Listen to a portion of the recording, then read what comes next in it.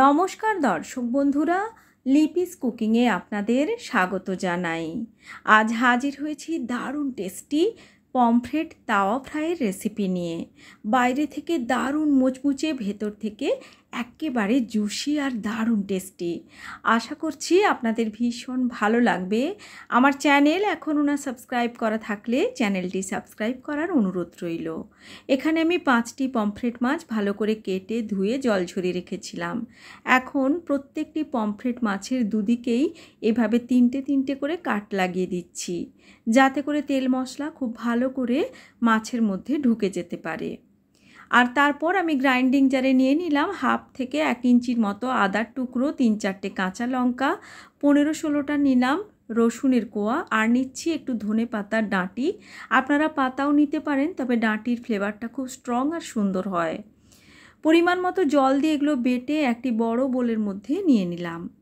এর মধ্যে দিয়ে দিচ্ছি অল্প একটু হলুদের গুঁড়ো, আর দিয়ে দিচ্ছি 1 চামচ ধনে গুঁড়ো, 1/2 চামচ দিচ্ছি জিরে গুঁড়ো, এছাড়াও দিচ্ছি 1 চামচ কাশ্মীরি লাল লঙ্কার গুঁড়ো, যেহেতু আমি কাঁচা লঙ্কা বেটে দিয়েছি এটি রঙের জন্য দিলাম। আর দিয়ে দিচ্ছি এখানে 1 চামচ তন্দুর মশলা, যদি হাতের কাছে থাকে দিতে পারেন, দোকানে কিন্তু রেডিমেড পাওয়া যায়, আর না থাকলে গরম মশলা দিতে পারেন। 1 চামচ দিয়েছি চাট মশলা। এবার দিয়ে দিচ্ছি প্রায় 2 চামচের মতো ছোলার ছাতু। যদি ছাতু না থাকে আপনারা বেসনকেও একটু ড্রাই রোস্ট করে যোগ করতে পারেন। এবার এখানে প্রায় 2 চামচ মতো দিয়ে দিলাম টক দই, আর 1/2 পাতিলেবুর রস এখানে যোগ করে দিচ্ছি। এবার এখানে আমি পরিমাণ মতো দিয়ে দিচ্ছি লবণ। এবার এই সমস্ত উপকরণকে খুব ভালো করে একসঙ্গে মিক্স করে নিচ্ছি। খুব ভালো করে মিশিয়ে নিতে হবে, যাতে করে কোনো রকম কোনো না দানা থেকে যায়। তো দেখুন, খুব ভালো করে মশলাটাকে আমি রেডি করে নিয়েছি। এবার সেই কেটে রাখা পমফ্রেট মাছগুলোর সঙ্গে মশলা খুব ভালো করে হাত দিয়ে ঘষে ঘষে মেখে নেব। মশলা মাখিয়ে হাতে সময় থাকলে মাছকে ফ্রিজে রেখে দিতে পারেন 2-3 ঘন্টার জন্য, তাতে করে আরও বেশি ভালো হয়। তবে আমি এখানে আধা ঘন্টা মাত্র রেখেছিলাম। আর তারপরেই একটি প্লেটের মধ্যে নিয়ে নিয়েছি বেসন 2-3 চামচ, আর এখানে 5 চামচ মতো নিয়ে নিচ্ছি সুজি। পরিমাণ মতো লবণ দিয়ে এই সমস্ত কিছুকে মিশিয়ে নিলাম। এবার এই প্লেটে ভালো করে এটাকে একটুখানি ছড়িয়ে নিচ্ছি। আপনারা চাইলে এর মধ্যে অল্প একটু আমার মতো করে পোস্ত যোগ করতে পারেন, তাতে করে খেতে বেশ ভালো হয়। পোস্তটা দিয়ে একটু ভালো করে স্প্রেড করে এভাবে মিশিয়ে নিলাম। আর তারপর মশলা মাখানো একটা মাছ এর মধ্যে কোট করে নেব। একটি চামচের সাহায্যে করে নিচ্ছি, যাতে করে আমাদের সুবিধে হয়।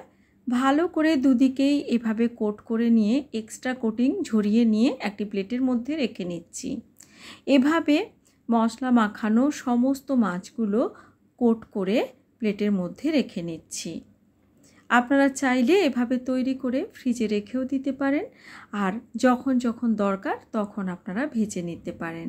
তবে আজ আমি একেবারেই সঙ্গে সঙ্গে ভেজে দেখাচ্ছি, একটুখানি ফ্রিজে রেখে দিলে বেশি ভালো হয়। এখানে আমি তাওয়া ফ্রাইয়ের জন্য তাওয়াতে তেল নিয়েছি। ডিপ ফ্রাই করব না, তাওয়াতেই একটুখানি শ্যালো ফ্রাই করে নিচ্ছি। তেল ভালো করে গরম করে নিয়ে মাছগুলো ছেড়ে দিচ্ছি। তবে মাছ ছাড়ার পরেই কিন্তু ফ্লেমটাকে একদম লোতে করে দেব,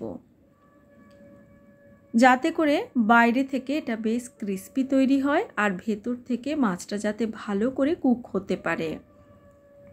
খুব বেশি হাই ফ্লেমে এটা ভাজতে গেলে কিন্তু বাইরে থেকে পুড়ে যেতে পারে, বা বেশি রং ধরে যেতে পারে, ভেতরটা কাঁচা থেকে যেতে পারে। উল্টে পাল্টে বেশ সময় নিয়ে একদম ক্রিস্পি করে ভেজে নিয়েছি। দেখতেই পাচ্ছেন কতটা সুন্দর দেখতে হয়েছে। এখন আমি লাচ্ছা পেঁয়াজের স্যালাডের সঙ্গে এটি সার্ভ করে দিচ্ছি। খেতে অসম্ভব টেস্টি হয়। লাইক, শেয়ার ও কমেন্ট করার অনুরোধ রইল। Thanks for watching.